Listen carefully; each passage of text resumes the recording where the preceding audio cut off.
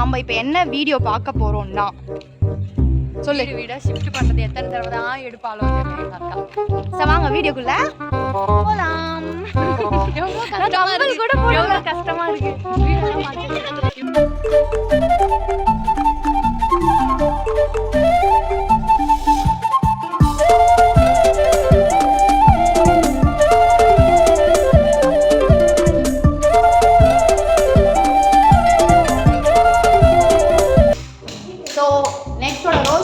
கொஞ்ச நாளைக்கு இந்த வீடு தான்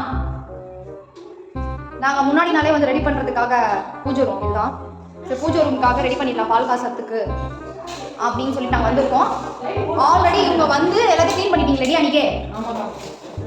ஸோ ரோஷினி அப்புறம் அவங்க வீட்டுக்கார் எங்கள் வீட்டுக்கார் எல்லா வீட்டுக்காரும் வந்து அன்றைக்கி க்ளீன் பண்ணிட்டாங்க. ரொம்ப டஸ்ட்டாக இருந்தது இந்த வீடு.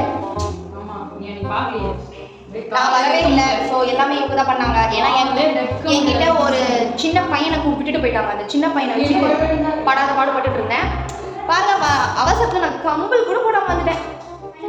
ஸோ இது ஒரு ரூம், இது ஒரு ஸ்டோர் ரூம் அப்படி நம்ம வச்சுக்கலாம். ஸோ இப்போ நாங்கள் எல்லாத்தையும் ரெடி பண்ண போகிறோம். மீதியை நாளைக்கு காலைல பார்க்கலாம். டாடா பாய். ஐயோ, வீடியோ என்ன முடியல, கண்டினியூ ஆகும். வெயிட் பண்ணி பாருங்க. Wait and watch. நீ சொல்லு. நாளைக்கு சந்திப்போம். பாய். தொடரும். சோ இப்போ நான் உங்களுக்கு என்ன சொல்ல போறேன்னா,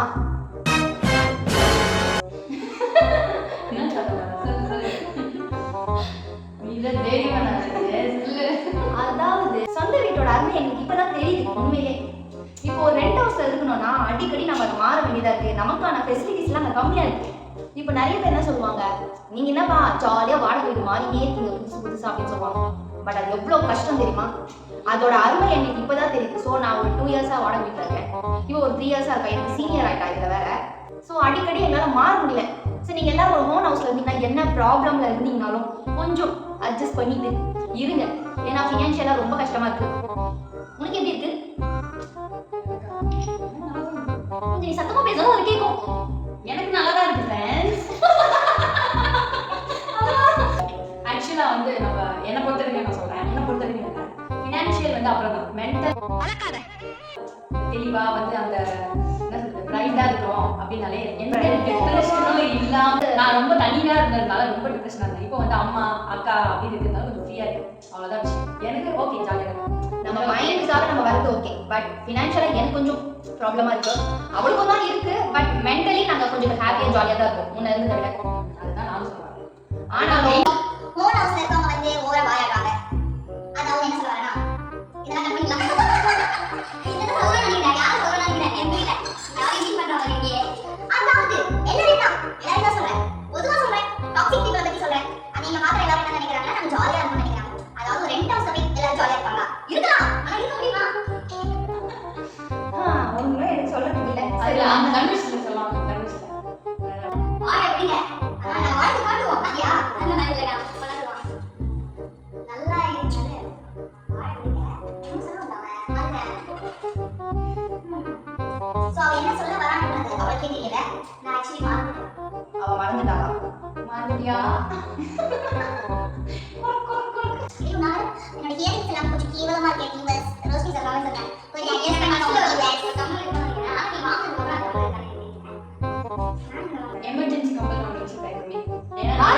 இவ்வளோ நேரம் 1/2 மணி நேரம் ஆச்சு நாங்கள் இங்கே வந்து இவ்வளோ நேரம் பேசி இந்த வீடியோ எல்லாம் பண்ணதுக்கு அப்புறம் இல்ல எப்பவுமே கம்பல் பண்ணாம சுத்திட்டு இருந்தால திடீர்னு கடைக்கு போறோம்னா இது போடுறேன். இந்த எமர்ஜென்சி கம்பல் என்னோட முகமே தான். ஓ நான் இந்த மாதிரி போட மாட்டேன். அப்படியா? போடுவோம். It's called emergency compel. யாரோ வீட்டில் இட்லி சொல்றாங்க. எனக்கு இட்லி வாசனை வருது.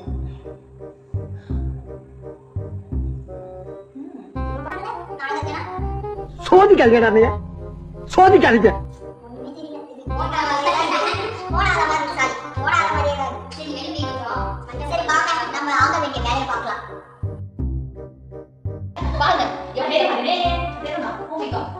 கண்ணு தெரியாத இந்த உலகத்துக்கு நான் ஒரு கருத்து சொல்ல வரேன். என்னடா அப்பா இவ்வளவு கஷ்டப்பட்டு டம் போட்டு பேசுறாளுன்ற ஒரு இது கிடையாது அவனுக்கு.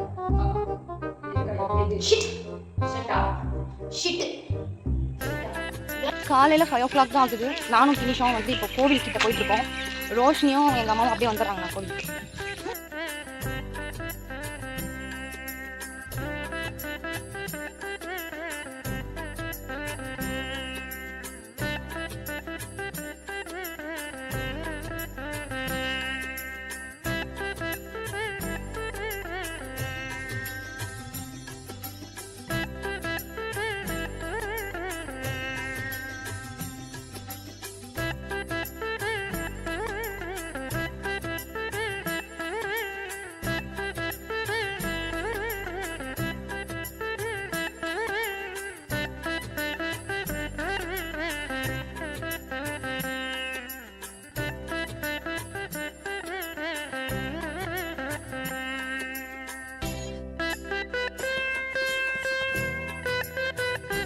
பால் வச்சாச்சு.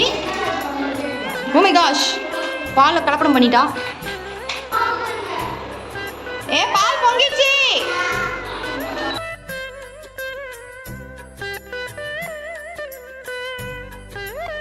ஸோ இப்போ நானும் கினிஷாவும் வடிவேல் வேலைக்கு போகணும்.